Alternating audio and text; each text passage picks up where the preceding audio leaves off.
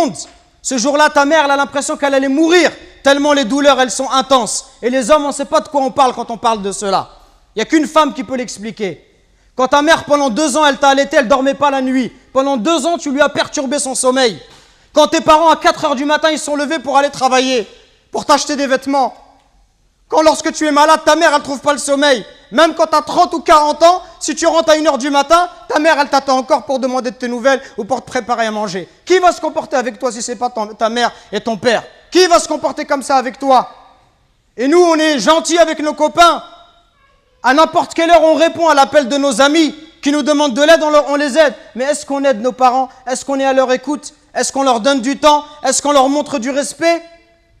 Les anciens, ils disaient, Zayd al-Abidin, le petit-fils de Ali ibn Abi Talib, il disait, on lui disait, toi, tu es quelqu'un de très bon avec tes parents, pourquoi tu manges jamais avec ta mère? Il dit, parce que j'ai peur, si ma mère, elle voit dans l'assiette quelque chose qu'elle a envie de prendre, et si je le prends avant elle, j'ai peur qu'Allah, il compte cela comme la désobéissance. Et il disait rien d'étonnant à cela. Il disait, ceux qui ont vécu avant nous, ils considéraient comme un manque de respect envers les parents que d'habiter au premier étage et que de laisser habiter les parents au rez-de-chaussée. Regardez jusqu'où ça allait. Allahu Akbar.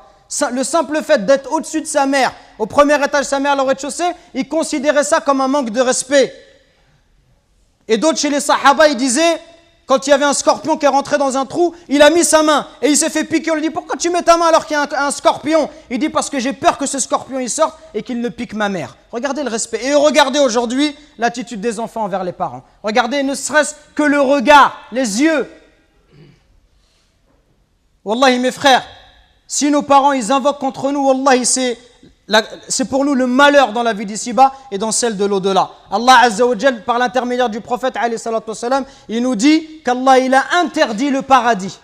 Interdit le paradis à celui qui désobéit à ses parents.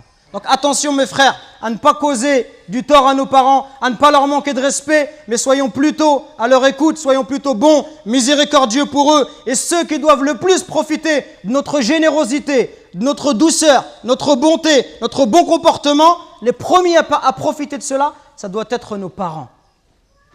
Parce que viendra un jour où ils vont partir, et le jour où ils vont partir, tu vas regretter. Et tu vas dire, ah, si je pouvais encore faire du khair à mon père, si je pouvais encore faire du khair à ma mère. Nous récoltons vos dons pour la construction d'une nouvelle mosquée à Longjumeau. Walillahi alhamd. Barakallahu fikum, qu'Allah il accepte ces dons de votre part. Et continuons, Inch'Allah. Et bi'idhnillah, dans pas longtemps, on espère.